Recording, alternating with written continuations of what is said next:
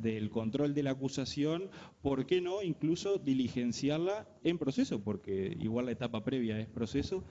Actué como juez de garantía, sin duda no le iba a resolver el conflicto de que venía hablando, pero es una prueba por lo menos que está adquirida en el proceso y o se puede reproducir a posterior, porque tampoco no hay nada que lo limite, creo yo. Digo, es posible que pueda volver a declarar la persona, eso está establecido.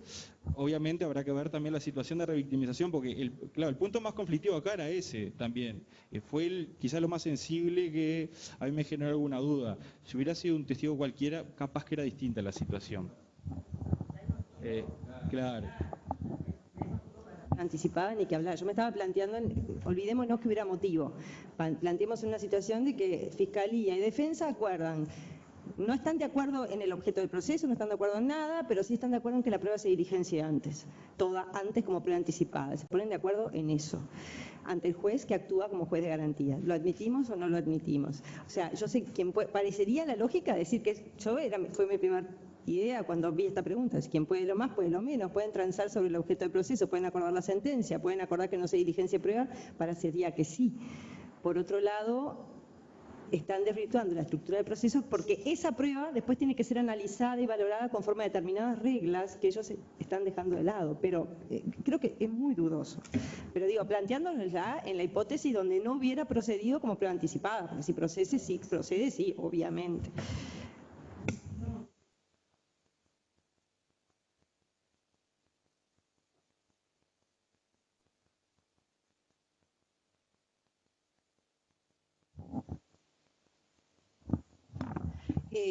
Las normas procesales, hay un principio que son indisponibles para el juez y para las partes.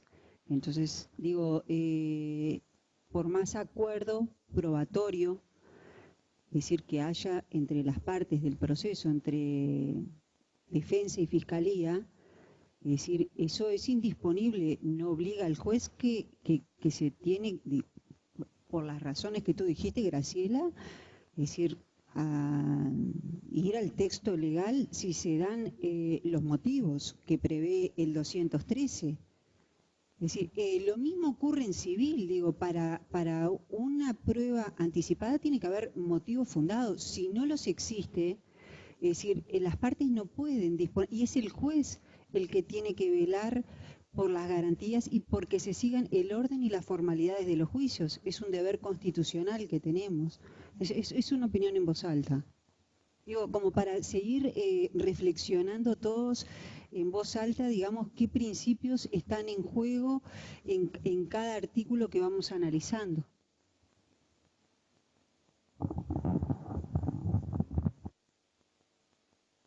Intuyo que el caso en realidad era un caso donde por lo menos era opinable que procediera la prueba anticipada, o sea que el acuerdo en realidad allana un análisis, pero no es que abusaron, digamos, de una prerrogativa para violar la ley, me da la impresión, ¿no? Es decir, obviamente sí es un viva la patria, ¿no? Pero si hay alguna razón, por lo menos que da lugar a pensarlo, me parece que estamos de acuerdo, ¿no? Si están de acuerdo y hay algún elemento que justificaría, por lo menos, o me hace dudar, bueno, así que no habría demasiado problema. Para los temas de revictimización, la prueba anticipada está prevista especialmente, ¿no? Porque yo me acuerdo que los rosarinos tenían diferente en la mesa, tuvieron una pequeña discusión, me acuerdo de la rosarina, porque había una mujer, no era partidaria, no, al revés, no sé, que hay un tema ahí con la revictimización que lo resolvían diferente entre ellos. Bueno, las comunicaciones.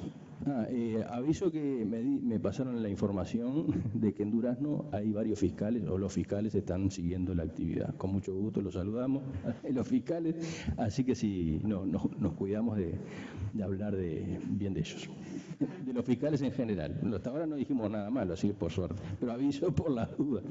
Las comunicaciones. Debe, en primer lugar, una interrogante, ¿debe o conviene fijar audiencia en caso de archivo provisorio o aplicación del principio de oportunidad, artículo 98 o 100 del nuevo CPP? o habrá que estarse a la eventual oposición. Ese es un ítem. El otro es si la audiencia para solicitud de allanamiento y autorizaciones pedida por la defensa, en el caso de las autorizaciones, ¿no?, de ejemplaridad del país, justifica la audiencia o no. Son dos situaciones diferentes, ¿no? En el caso de del archivo provisorio o principio de oportunidad, ¿qué opinan?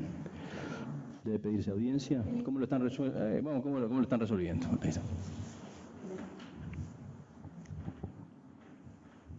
Yo he tenido unos cuantos casos de principio de oportunidad. Al principio los fiscales lo presentaban en forma muy escueta, solicitando el artículo 100, nada más, sin los antecedentes.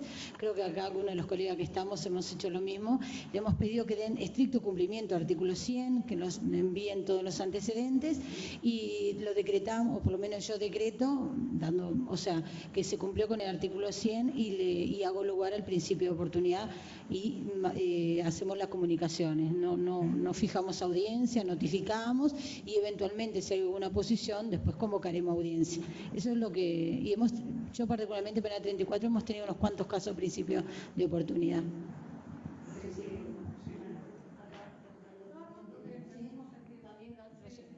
Lo hemos solucionado acá, Gonzalo también, ¿no? Lo hemos solucionado de esa forma. Unanimidad acá de presentes. Bueno, en la piedra lo que pasó es que faltan datos, o sea, no dan el domicilio del denunciante, de la víctima, si la víctima concurrió, a ver si la tratan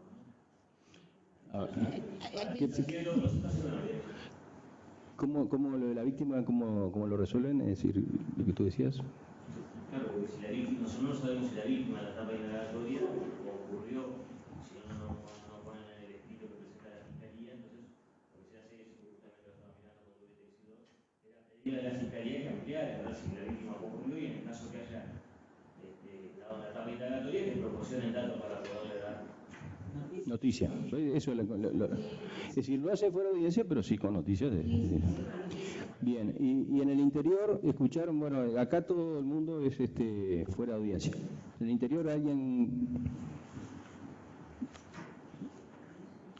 en audiencia, no, parece que no.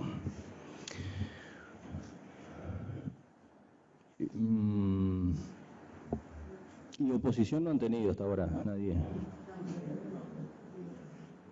¿Y si se diera oposición? Ah, no. Ahí sí.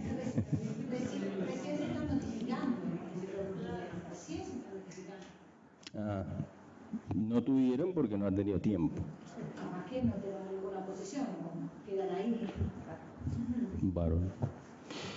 Bien, en el caso de la solicitud de allanamiento, y divido, solicitud de allanamiento, a secas.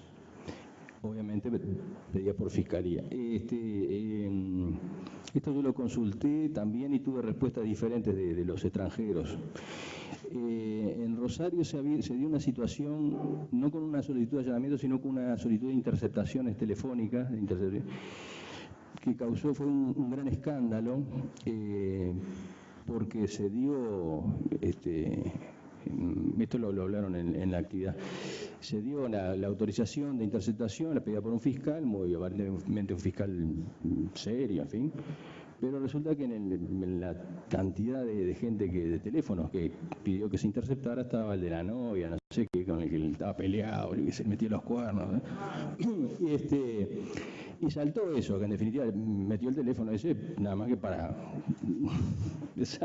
con fines espurios. Y eso llevó digamos, a un cierto movimiento de que se generan algún mecanismo de control de las solicitudes que es extensible al tema del allanamiento. Y entonces algunos jueces postulaban la exigencia de la audiencia, es decir, que se justificara por los fiscales en audiencia por qué querían la solicitud de allanamiento de tal lugar, por qué la interceptación de todos esos teléfonos, como forma de que siempre la audiencia es un poquito más exigente para para los operadores, ¿no? Eso digo, para el interesado en obtener la autorización. Pero aparentemente, por razones, digamos, prácticas, la cuestión se zanjó porque no, que seguimos sin audiencia.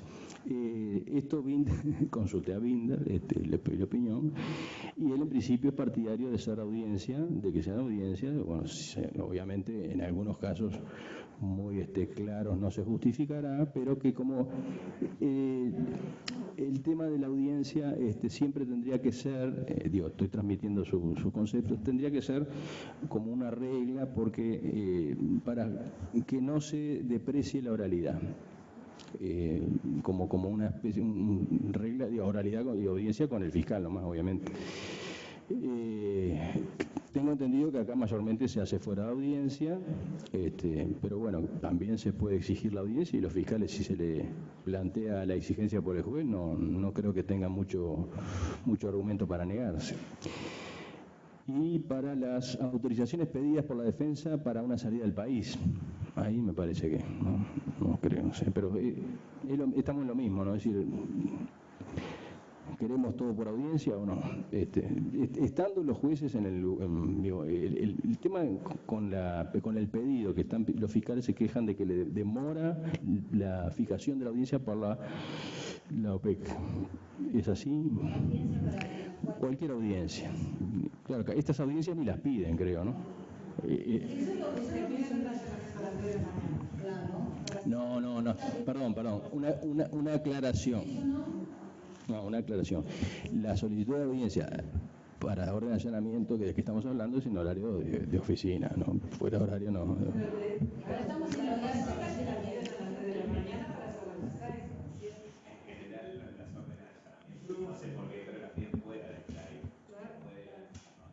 para que capaz.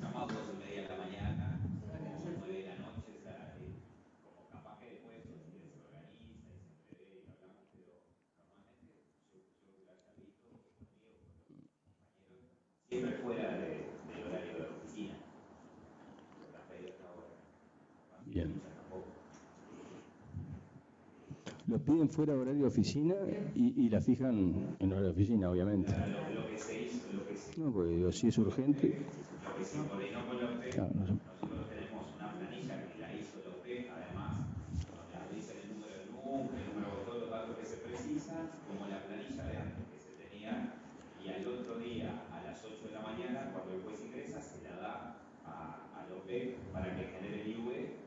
Y bueno, hay que todo registrado, queda archivado, más tenemos un archivo donde queda esa planilla, no la queda el juez, sino que está en la OPEC. Queda el IUE con la orden de allanamiento, la resolución con la hora y todo está ahí, y bueno, así se solucionó, pero así lo estamos haciendo todo acá. Porque normalmente es de noche, no de madrugada o a primera hora de la mañana. Pero allanamiento antes de las 8 no.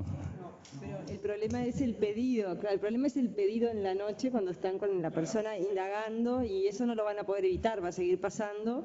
O sea, eso que la OPEC generó responde al acuerdo sobre flujos de trabajo y cómo documentar estas actividades que debían ser excepcionales, es decir, la regla se supone que todos trabajamos en horario de oficina de día hasta las 20. Hay casos, yo me acuerdo cuando estaba en crimen organizado, siempre los oficios me los pedían después de las 10 de la noche, entonces eran los formularios en casa y hacía todo desde mi casa, y a ustedes debe estar pasando lo mismo, y por eso hay un juez que queda de turno, por más código nuevo que sea, porque estas cosas van a seguir pasando. Claro, si se exige audiencia y es urgente, y la tendrían que hacer si vamos a ser estrictos, yo creo que lo de la audiencia depende de cada caso y circunstancia. En general no es necesario si toda la información es suficiente. Puede haber algún caso donde para uno cerciorarse si vale la pena, de repente un fiscal que pidió 20 allanamientos en una indagatoria, a la 21, bueno, venga y explíqueme por qué hizo 20 y no llegó a nada. ¿Qué está haciendo? ¿Está revisando el barrio o esto es justificado? Justifíqueme uno por uno, a ver, ¿por qué los hizo? ¿En qué falló? ¿Qué quiere hacer ahora? Digo, eso sí, eso es el rol del juez de garantía. Ahora, si me lo fundamenta todo bien de entrada, quizás no tiene ningún sentido convocar audiencia. Y demora y complica y puede llegar a generar responsabilidad por frustrar diligencias que eran urgentes. Es decir, el juez lamentablemente siempre está en el medio de eso, ¿no? Entre lo que autorizo y lo que deniego. Pero...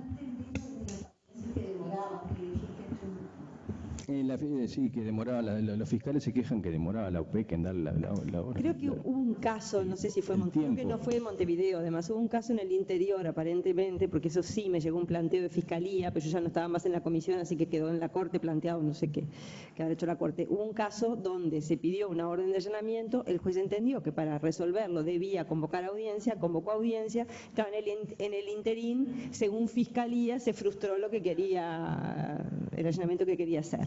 No sé si se frustró o no se frustró, no sé si había mérito o no había mérito para hacer esa audiencia, realmente no sé nada, sé solo eso, pero creo que quizás viene por ahí, no sé, pero esto no era la OPEC, ¿eh?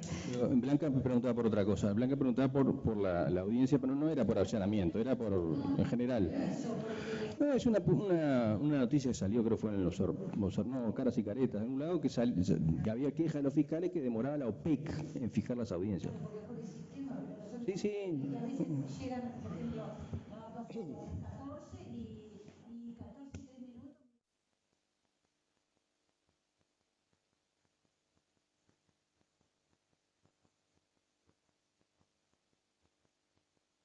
Comentario aparte de esto del allanamiento. No, con el allanamiento sabemos también, digo, que por escrito siempre es más fácil, es más pobre la justificación y es más fácil que pase lo que le pasó en Rosario con la novia y todo eso.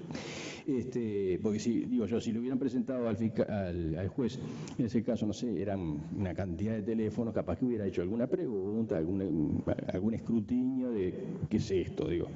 Y también sabemos que muchas veces se piden órdenes de allanamiento que no son de cumplimiento imperioso ya, digo, es decir, eso es lo que en definitiva debe ser evaluado con razonabilidad caso a caso, para que en definitiva lo que se trata o se tiende es que no se haga como en general se hacía con el viejo CPP, ¿no? Es decir, las órdenes de allanamiento se daban en general, todos las dábamos con cierta benevolencia, eso como que con un proceso el método de la oralidad se supone que es un filtro mejor, pero claro, están los fiscales, en fin, yo qué sé, es cuestión de no ser rígidos en ninguno de los dos extremos o sentidos, me parece a mí.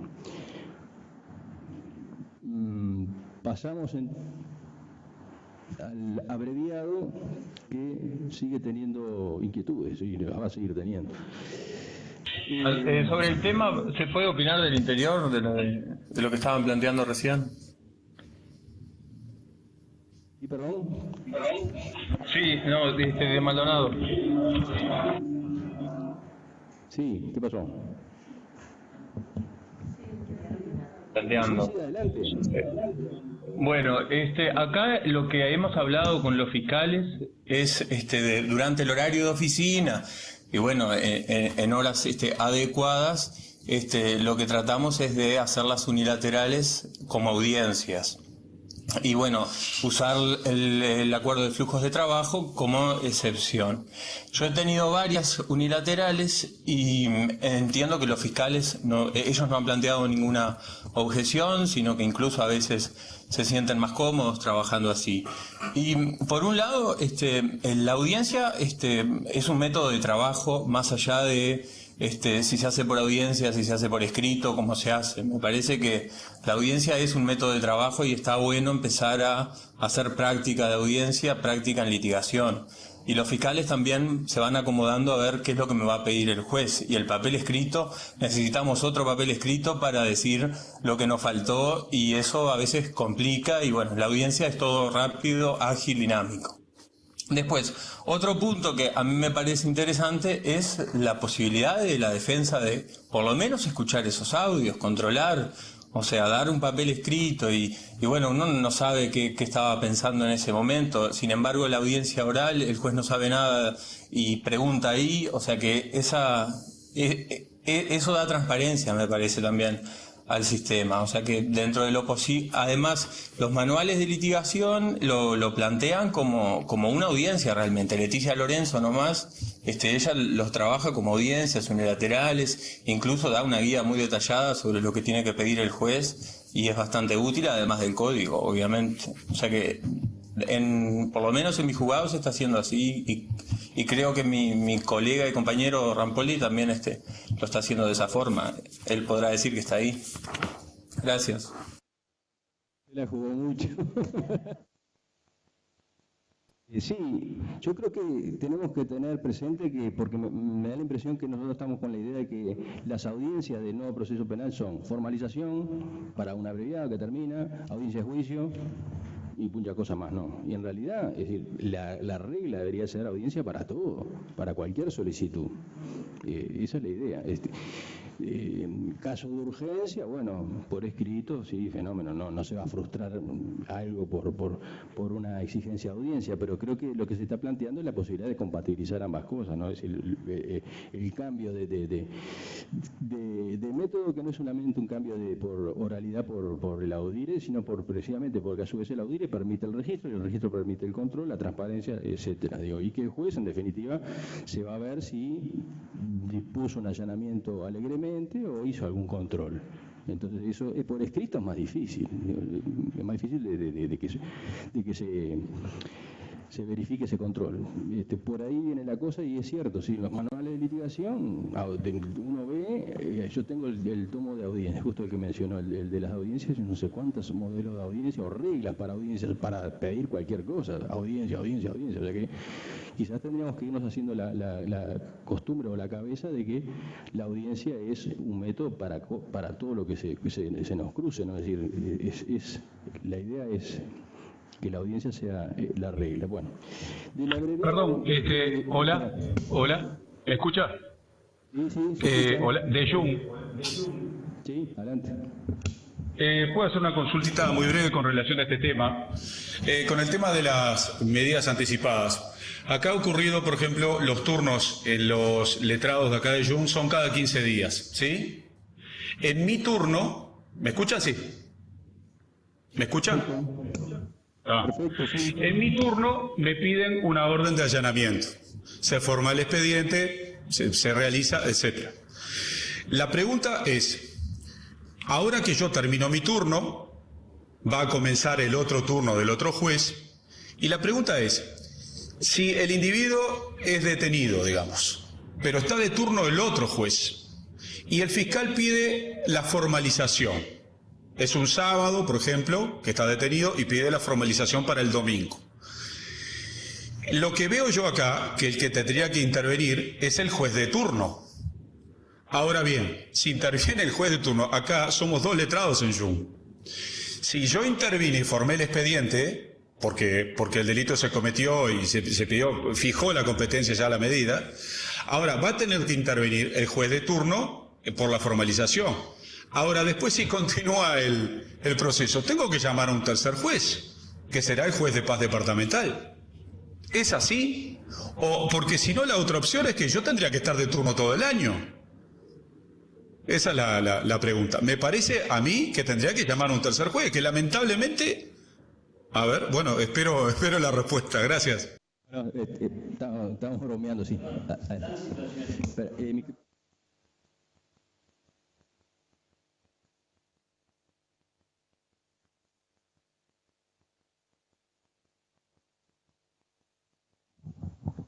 digo, igual a lo del allanamiento que ya se nos dio en Las Piedras, de haber hecho un allanamiento a un juez, y lo que pasó es que el que no estaba de turno, no me tocó un domingo, pero se hizo, no estaba de turno y después la formalización, porque nos planteamos con Teixidor ese tema. Pero aparte también, en una rapiña donde participan 3 y agarran a uno, cuando agarran al otro y lo agarran un domingo y no está de turno, ese problema se da.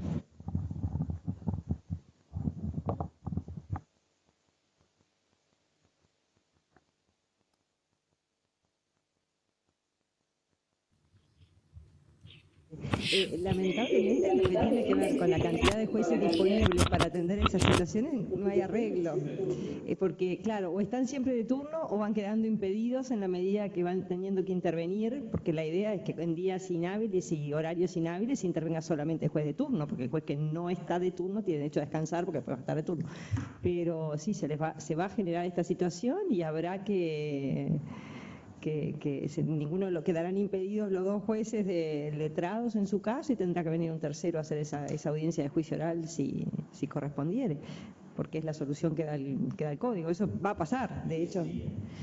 Y no sé cómo organizó la Corte, quién subroga y quién no subroga. Eso, el código dice, la ley de la Suprema Corte de Justicia reglamentará el régimen de subrogaciones. Si lo ha hecho o no y cómo lo ha hecho, la verdad que al día de hoy no lo sé. No vi que en la Corte. Lo único que hicimos ir hasta el despacho de Adriana, que tiene todo el está tapada el cliente y de sentencia, nos asustamos y bueno. Llegado el caso, cuando llegue el momento del juicio oral, ahí habrá que ver quién es el juez que subroga a estos dos jueces. De aquí a allá va a pasar un tiempo. Capaz que hay más jueces.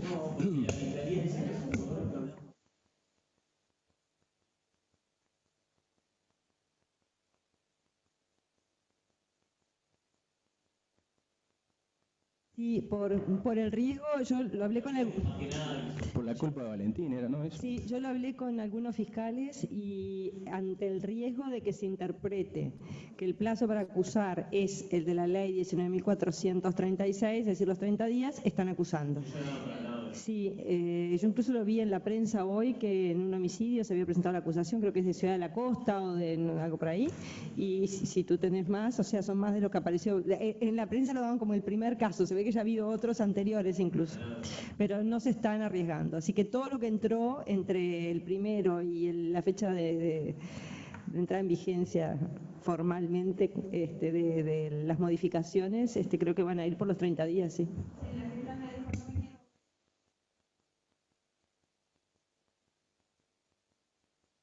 Que lo haga.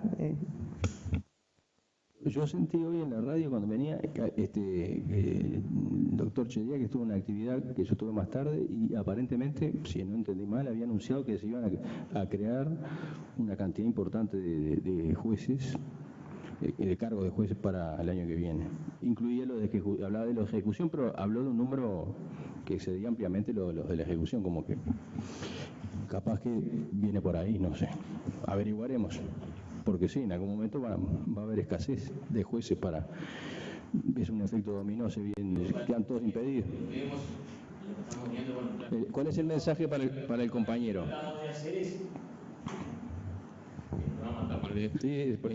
No, que por ahora para el compañero de...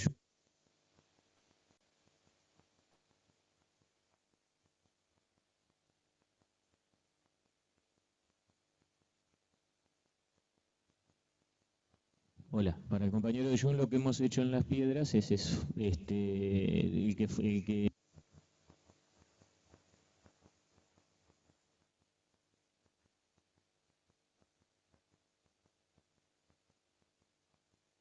algunas, hola, y algunas que incluso las órdenes de allanamiento la fiscalía no, en confianza me dice.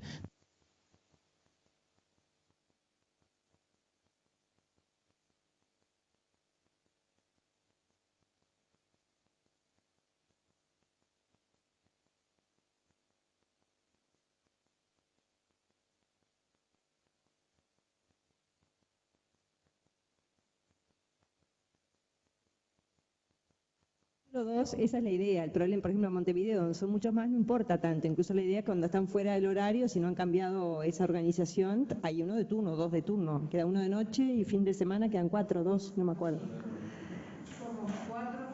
Cuatro fines de semana. Claro, y el que está ahí toma lo que de repente otro ya hizo. Que es el de la noche, claro. Pero en el interior es inviable eso, es decir, con solo 2 jueces están muy expuestos a que efectivamente intervengan en las etapas previas a la audiencia de juicio los 2 jueces.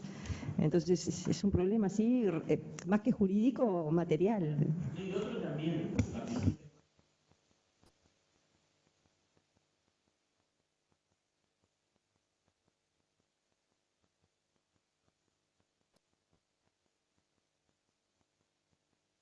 Para el abreviado sí, después podría sacar sentencia, el que está de turno. Claro.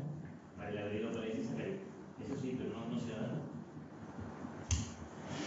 Bien.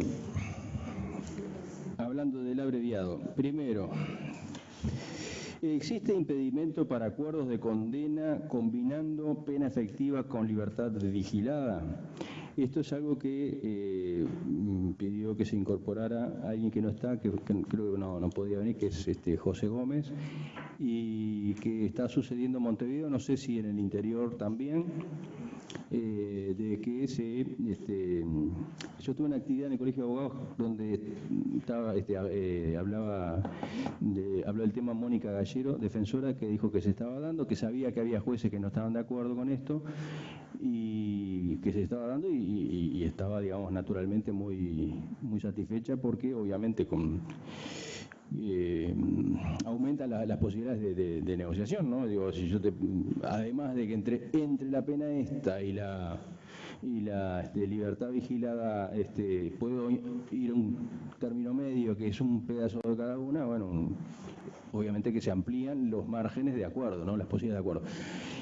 Lo que se plantea es si esta pena existe, o esta pena mixta, o si no, en fin, acá también un poco aquello de que prevalece si la disposición, la voluntad de las partes, resolver, etcétera, ¿de acuerdo?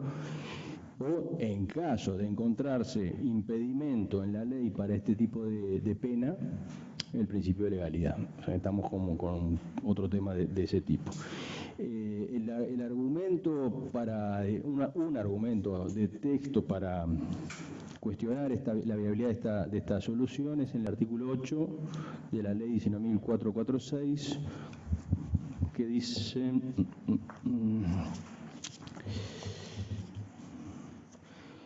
al imponer la pena de libertad vigilada o libertad vigilada intensiva según correspondiere, el tribunal fijará el plazo de intervención que será igual al que correspondería cumplir si se aplicara efectivamente la pena que se sustituye.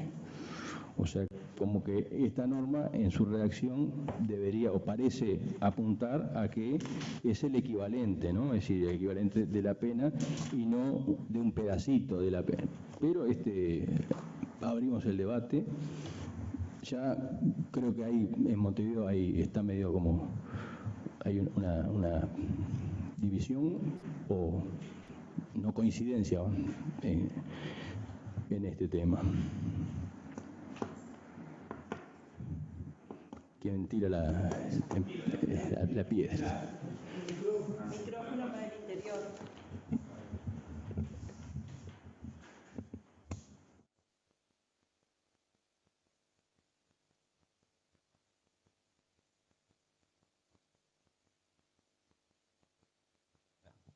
Hola, sí. A mí ya se me presentó, no sé si 3 o 4 sentencias seguro ya tengo con esa pena mixta o ese híbrido. En la práctica ya me lo han pedido de varias fiscalías, aparte, ¿no? O sea, esto como un aspecto práctico, que no es que un fiscal constantemente lo está pidiendo, sino que se ve que hay posición en fiscalía aparte, digo, como tema no jurídico. Cuando me lo presentaron la primera vez, me fue raro, digo, la verdad, vi esa acusación y me llamó la atención. Yo fui a ver justamente lo que decía la ley 19.446 y entiendo que es una cuestión interpretativa de ver si esa parte que coincide no es justamente, o sea, a ver, el fallo es a 12 meses, ¿sí? O sea, yo lo condeno a 12 meses, dentro de los cuales pongo 8 de cumplimiento efectivo y 4 de libertad vigilada. Digo, entonces, yo entiendo que la pena es esa misma y la sustitución de la que habla el artículo 8 es valedera en una interpretación. Por las dudas de la eventual ilegalidad, pero fue lo que pensamos, de hecho lo hablamos con los colegas del turno de la mañana, por las dudas, tratamos de hacer una lectura desde 3 líneas. Una, digo, que es la constitucional, digo, y vimos que está en las reglas de Tokio, en las reglas de Van Gogh, y está recogido como cuestión de derechos humanos para Naciones Unidas, el tema de tratar de que la privación de libertad sea la excepción. Otra, de acuerdo justamente a los principios del proceso acusatorio.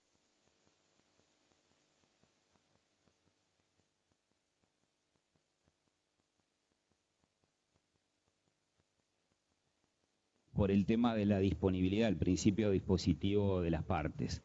Y otra, o sea, esto a grandes rasgos.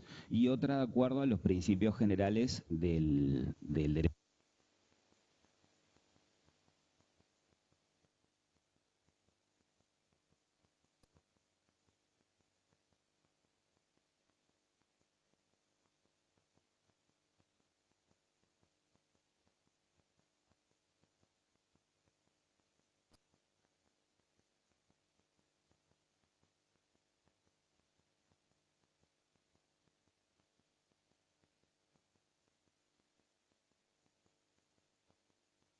¿Hay alguien que opine diferente?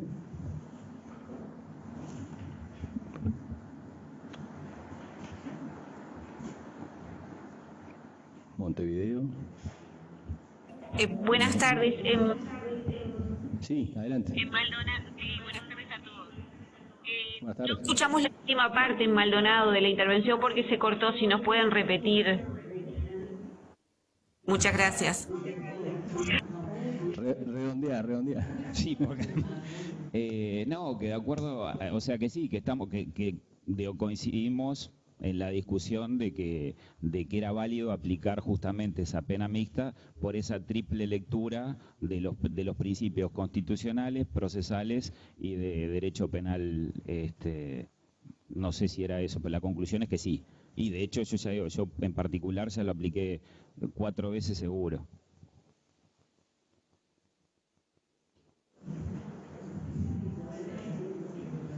Sí, de este tema, si les interesa, también tengo la opinión de mis amigos, de nuestros amigos. A Binder le parece que esto es un disparate. Sí, estamos cruzados, no sé. Arellano dice que todo como el razonamiento de Fernando, todo lo que sea para aflojar un poco si hay acuerdo, bienvenido. Los rosarinos están divididos. Con el que hablé estaba en contra de esa posición y decía palabras más o menos como las que me transmitió José: los jueces no somos homologadores de cualquier cosa, esta pena no existe. Incluso en Rosario aparentemente esta división está en primera y en segunda instancia, como que unos dicen eso y otros dicen lo otro. O sea que parece que descubrimos un tema complejo. En la mañana de hoy, alguien que también tiene algo de peso, el fiscal de Corte, se pronunció a favor de esto, o sea que no es casualidad que los fiscales lo pidan, sino que evidentemente hay una directiva: vayan por este lado, planteen esto así. Entonces digo, nosotros los jueces tenemos el tema de que nos pegan en el costado de que nos tratan de homologadores, o en realidad esto es una cuestión opinable, en fin. Pero digo, a mí me llamó la atención, digo, que Binder dice, no, pero pasame las normas, pero esto lo estudia Zaffaroni, dice en el tratado, tomo 1, dice que no, eso es una pena de esta, así, una parte en libertad, digo, preso y otro en libertad, no corre, bueno, porque hay como que hay muchos conocimientos o institutos, el derecho penal sustancial, se mezcla todo, en fin, se complica, y quizás la redacción o la solución por la redacción de una norma por una cuestión literal no alcance, es decir, como que la solución quizás tenga que ser más integradora y ver cuál es si hay problemas, por ejemplo, para la unificación en caso de esas penas, es decir, qué se genera con esas penas, si es que se genera algún problema, y si no, yo qué sé. El primer problema me parece que es que no son penas en realidad, es la forma de cumplimiento de la pena, porque el problema es que la ley 19446 dice se podrán sustituir la pena privativa de libertad por alguna de las siguientes penas. Ya ahí partimos de un error, en realidad si estamos hablando de una pena que no está prevista en el Código Penal, sí, estamos violando el principio de legalidad, pero acá es cómo se cumple y Entonces, yo la verdad que no tengo, como en todo, no tengo ninguna respuesta definitiva, pero incluso el artículo 8, cuando habla de que el plazo va a ser el plazo de la pena impuesta, también puede ser el plazo de la pena del saldo que le queda por cumplir, porque hay que imaginarse qué pasaría si alguien cumplió 1 año de prisión preventiva y le queda 1 año y lo sometemos a libertad vigilada. Nadie va a entender literalmente que tiene que cumplir los 2 años de libertad vigilada, le vamos a descontar el año de prisión preventiva. Entonces, ¿por qué no? Es decir, no encuentro una gran objeción partiendo de la base que la pena son los 12 meses, el año, los 2 años, y se acuerda cumplirla de tal manera. Porque ¿qué pasa si acordaran de entrada que la pena es tal y se va a cumplir en libertad vigilada toda? Creo que nadie objetaría. Entonces, ¿por qué no podemos fraccionarla? No veo un argumento, pero se me deben estar escapando 1000 institutos, pero no encuentro. Parece ser el argumento, los argumentos dicen uno literal, el texto, y otro dogmático, porque la pena así concebida no existe. Pero digo, estoy interpretando, digo, no, está bien, pero digo, el tema es separar, no estamos hablando de pena, es decir, si vamos al Código Penal no existe ninguna pena a 3 años de libertad vigilada, eso no existe. Hay pena de privativa de libertad de 3 años que se va a cumplir de tal manera, privado de libertad o en libertad vigilada. Digo, ¿qué es lo que hizo esta ley? Lo que pasa es que lo hizo con una muy mala redacción, entonces complica muchísimo también.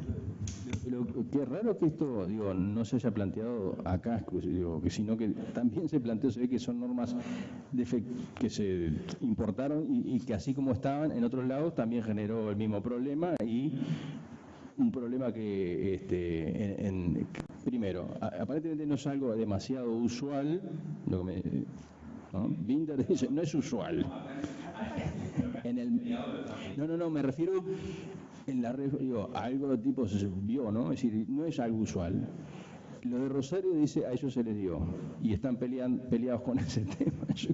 Entonces, está bueno eso también, ¿no? Así dice fulano, nos tiramos de cabeza, no. Tenemos que optar razonando y ver cómo es quizás esta es una posibilidad de licuar el problema, en definitiva, si no es una pena, sino una forma de cumplimiento, pero yo estoy como ella, no tengo la posición asumida todavía.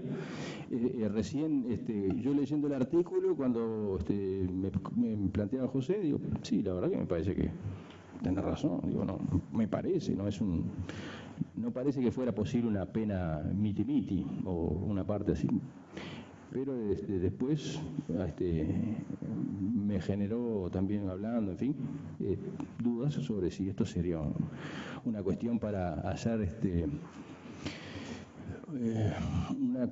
hacer el caudal de que no somos homologadores y por lo tanto tirar estos acuerdos. En Rosario el problema no sería ¿qué pasa si el juez no acepta esto, ¿no? Si un juez, no vos obviamente, otro juez, bueno, si un tribunal de apelaciones llega a algo de esto así, ¿no? También eso es un problema.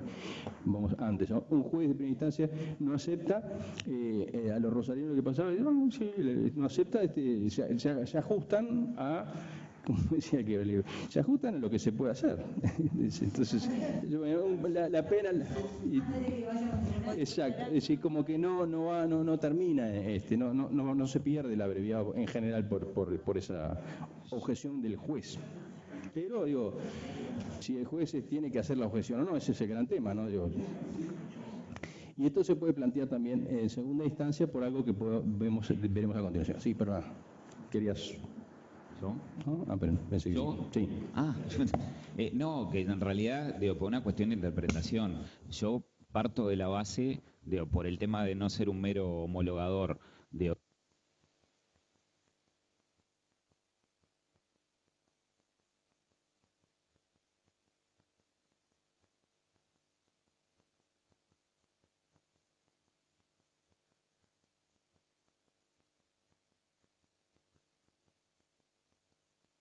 el principio de legalidad de ningún modo, y justamente sería una manera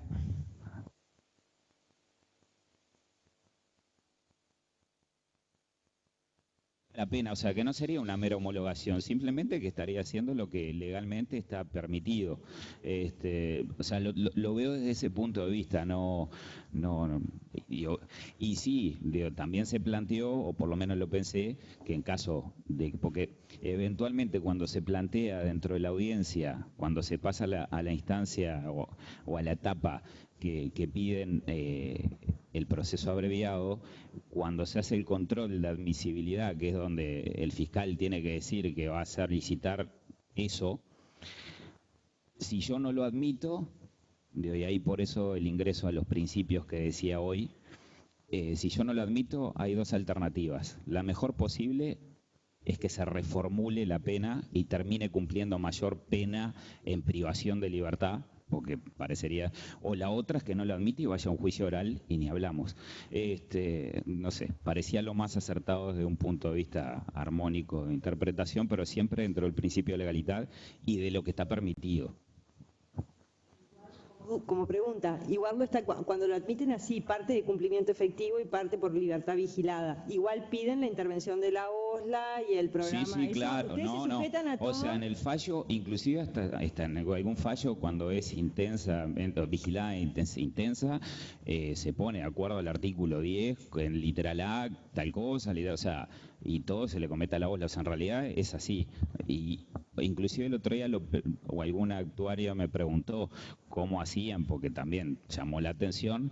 Entonces lo que se habló, por lo menos por arriba, era que se iba a librar un oficio al establecimiento, para que supieran hasta el momento en que va a cumplir, y a la OSLA para que supieran que desde ese día en adelante iba a empezar con la libertad vigilada.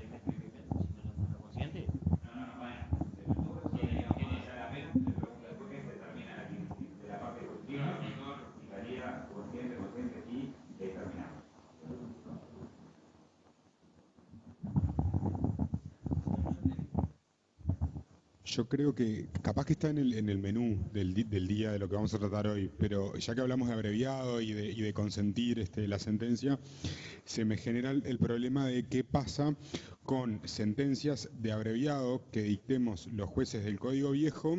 ¿Está? Perfecto, entonces cuando toque.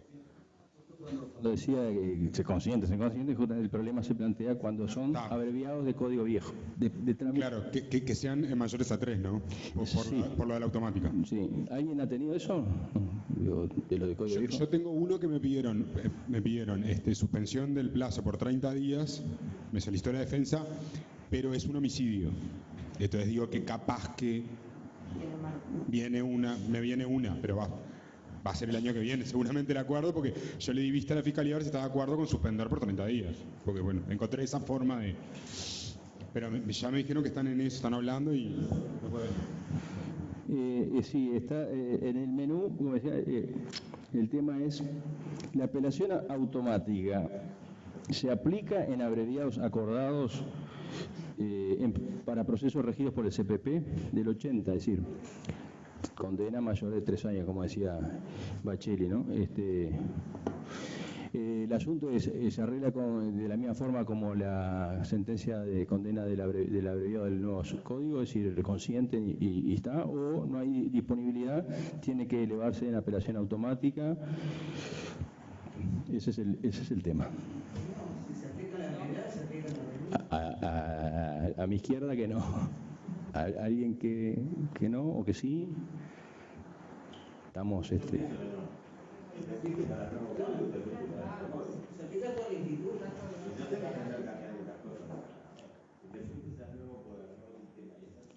doctor Alcalde dice que si te fuiste para el... Pero nadie se fue, en realidad. Claro, no nos fuimos, estamos en el viejo. Está bien. La fiscalía, podría decir, se fue. Claro, pero lo que pasa es que también las garantías se mantienen para los del Código Viejo. Las garantías que tenían antes se deben mantener.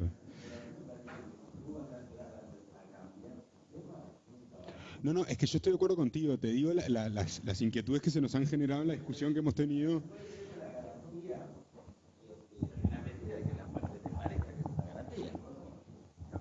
¿Verdad? Y si vos pasaste a un nuevo sistema que se maneja de otra forma, voluntariamente supongo, y la ley te lo habilita, y en ese sistema no hay la garantía, o llamarle como quiera, de la instancia esa. No lo hay. Estás en el nuevo sistema que no lo hay. Es decir, yo creo que uno tiene que manejar la cabeza que si estás en un lado, estás en un lado, y estás en el otro, estás en otro. Si estás en el juzgado viejo, pero estás haciendo un proceso con el sistema nuevo, es todo el sistema. Entonces ya no tenés por qué preocupar. Yo no me preocuparía, pero no sé. Es lo que te estoy diciendo y lo estoy pensando en este momento. Yo veo sistemas. No podés intercalar tanto, si no es una... No, yo entiendo lo que tú decís es que en realidad se pierde, teóricamente, perdería una garantía del código viejo, pero es opinable que sea una garantía incluso. Yo me pregunto, pensemos por un instante, ¿es una garantía en la medida de que antes era de orden público, pero hoy no veo por qué es una garantía, porque de repente yo prefiero estar penado y pedir la libertad? No me sirve realmente.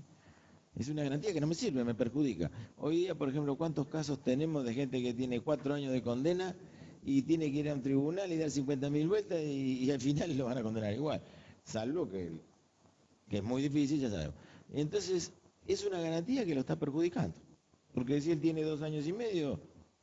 Ahora, hoy no puede renunciar, teóricamente, porque es de orden público, pero si tú te pasaste a un sistema donde ni siquiera existe esa posibilidad, ¿por qué le vas a querer poner una garantía que yo vengo a renunciar? Mire, usted me quiere una garantía, no la quiero. Entonces, no, pero digo, si el juez quisiera, ponete que el juez quisiera, el juez es más realista que el rey, porque vos me decís que es una garantía que a mí me perjudica, entonces no lo entiendo. Yo lo vería así, pero creo que tiene que ser medio racional la cosa, porque si no, nadie adoptaría por eso. Porque de repente tú lo haces para solucionar un problema, para en vez de estar 4 años envuelta por una rapiña, yo que sé, que hago un arreglo, bueno, como sea el arreglo son 3 años y 3 meses. Ah, pero ahora tenemos que hacer un año de tribunal de apelaciones. Eso no me sirve, ¿para qué hice esto? Cuando hacen los términos proponen del acuerdo, y contaste el tiempo de la apelación automática. No, parece que sí. Yo creo que entreverar el sistema como que sería medio de los pelos, ¿no? Pero... No, por acá estamos apuntando por ese lado. Nos encanta esta unanimidad, además. Sí. Menos trabajo, además. Menos casos. Eso no se puede decir. No, yo me lo planteé desde el mismo punto de vista. Es un instituto que se inserta, que solamente el acuerdo se inserta en el proceso bajo el Código Viejo, entonces ahí parecería que tenemos que ir con toda la cabeza del Código Viejo. Y es más, por mail con una colega, que no me acuerdo el nombre ahora, como que le planteé las dos cosas porque me lo consultó y le dije, me parece que esto es irrenunciable, pero viéndolo como sistema tiene más lógica en realidad. Opté por un instituto del Código Nuevo porque me puedo optar por él y que venga todo el paquete, porque además, ¿qué pasa? Además los efectos pueden llegar a ser lamentables, con penas breves, donde con lo que, por más que las apelaciones supuestamente serían ágiles, porque bueno, es automática y todo lo demás, pero igual, de repente en delitos con acuerdos con penas bajas, de repente terminamos perjudicando, no está ni la pena fija, nosotros dando vuelta en el tribunal, no tiene mayor sentido, ¿no? Bueno, 3 años, ¿no? Igual no son tan bajas, pero...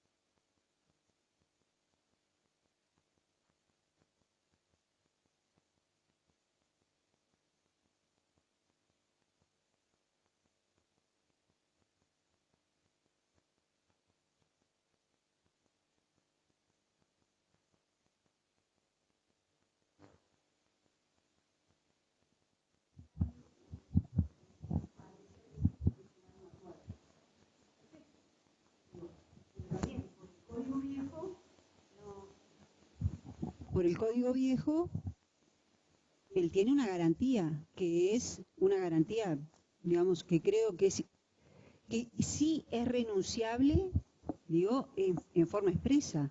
Es decir, la defensa puede desistir en el acuerdo de la apelación.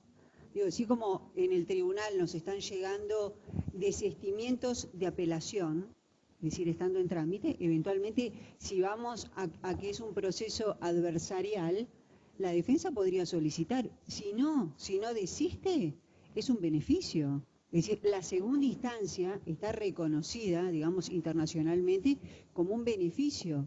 Es decir, a tal punto que la Suprema Corte de Justicia ha declarado la inconstitucionalidad de normas... Pero estamos hablando de apelación de segunda instancia imperativa, no por voluntad de nadie. Pero es un beneficio. Bien, lo que decía Pepe yo lo comparto, es un beneficio hasta por ahí. Bueno, a mí me hablaron de que había un antecedente de... Yo creo que digo que siempre que un tribunal... la doble instancia, creo, decir, que es realmente un beneficio para el imputado. ¿Cuántas absoluciones estadísticamente hay en segunda instancias automáticas? El porcentaje debe ser bajísimo. Y es el único beneficio que podría obtener alguien de una apelación automática es que, me absolvieron, porque respecto de la pena, difícil, ¿no? Porque incluso se puede poner una pena más baja que el mínimo, en la segunda instancia automática no va a venir mejor. En el abreviado no sé si hay beneficio, porque en el abreviado el tribunal no va a poder bajar la pena acordada. Y a lo más lo que va a poder decir es que no es válido el acuerdo, y le tira abajo el acuerdo. No veo en qué lo va a beneficiar la apelación automática al imputado. Me parece que en todo caso está pensada para controlar si el acuerdo se sujeta al régimen legal y todo demás, pero por eso ya lo hizo el juez. Digo, me parece que el tribunal no tiene posibilidad de mejorar la situación del imputado, solamente absolviendo, pero... Revisar todo el proceso, porque es una pena grande, pero capaz que es un instituto de un proceso inquisitivo y el abreviado es un instituto de un proceso acusatorio. Entonces, si se toma el abreviado, yo comparto, me parece prima facie que hay que tomarlo con todo. Aparte, hay una razón de texto. Hay una razón de texto para que vean, digamos, lo planteo. Volvemos al 325. Es que ¿cuál? 235. Literal, creo que sí. Es decir, estando en trámite la apelación, no estando ejecutoriada la sentencia, se puede pedir la excarcelación. Entonces, otra que beneficio, ¿no? Digo, estoy pensando en voz alta, por favor, ¿no? Pero digo, se me plantea ahora esa hipótesis, digo, entonces si será beneficioso para la defensa y el imputado, ¿no? Es para pensar, digo, no es para tomar posición, por favor, pero digo, son cosas que yo... Sí, pero yo pienso que la situación se le va a plantear, o ya se ha planteado, en acuerdo mayor de 3 años, en cualquier momento, porque tiene que ver si, como decía acá, se queda consentida, es decir, la pregunta incluso el juez la tiene que hacer, si piensa que el acuerdo prevalece y que el abreviado se toma como un paquete enterito, es decir, sigue igual, ¿no? Es decir, consentida. Pero es que justamente, si interpretás que... No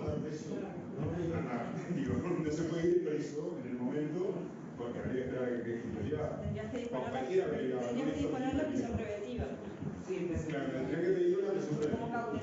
Es una gran distorsión, ¿no? Parecería. No, eso no. Vamos arriba y no hay automática, me parece. Pero yo creo que tenemos que volver a pensar en sistemas orgánicos, porque si empezás a intercalar cosas así, es como imposible. El sistema está pensado de una manera.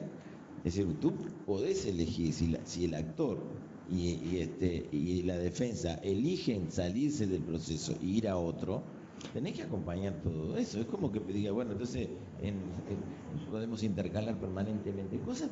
va a ser imposible pensar así. Yo creo que no es posible. Realmente, si tú optás por el sistema y se puede y la ley te lo permite, tenés que seguir el régimen. ¿Y cómo va a revisar un tribunal de apelaciones ese acuerdo que está acordado totalmente, cerrado, con pena y con todo, y que dice que son 3 años? ¿Y qué es lo que puede revisar? La legalidad que revisó el otro, no puede revisar nada. En cambio, el sistema inquisitivo es otra cosa. Tú mirás todo.